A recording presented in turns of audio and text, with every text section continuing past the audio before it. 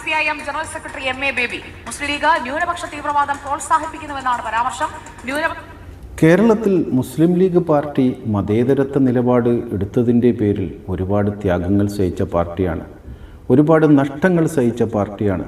എന്നിട്ടും ആ പാർട്ടി ധീരതയോടെ മുന്നോട്ട് പോകുന്നു. MA ബേബിയുടെ ഈ പ്രസ്താവന ആരെ തൃപ്തിപ്പെടുത്താനോ എന്ന് എല്ലാവർക്കും മനസ്സിലാവും. കഴിഞ്ഞ ദിവസം ഗോവിന്ദൻ വെള്ളാപ്പള്ളിയെ വെള്ളപൂശി മതേതരവാദി എന്ന് വിളിച്ചു. അദ്ദേഹം ആരാണ്? കേരളത്തിൽ എവിടെ സ്റ്റേജ് കിട്ടിയാലും വർഗീയത പ്രസംഗിക്കുന്ന വെള്ളാപ്പള്ളി മതേതരവാദി. എന്തുകൊണ്ട് അദ്ദേഹം കമ്മ്യൂണിസ്റ്റുകാരെ അനുകൂലിക്കുന്നു? കേരളത്തിൽ എല്ലായിടത്തും സമാധാനവും സ്നേഹവും മതേതരത്വവും പ്രചരിപ്പിക്കുന്ന മുസ്ലിം ലീഗ് വർഗീയവാദികൾ എന്തുകൊണ്ട് കമ്മ്യൂണിസ്റ്റുകാരെ എതിർക്കുന്നു? കേരളത്തിൽ ആരാണ് മതേതരവാദി, ആരാണ് വർഗീയവാദി എന്ന് കമ്മ്യൂണിസ്റ്റ് നേതാക്കന്മാർ തീരുമാനിക്കുമ്പോൾ കേരള ജനത ഇതൊന്നും വെച്ചുപുറപ്പിക്കില്ല എന്ന് നിങ്ങൾ ഓർക്കുക.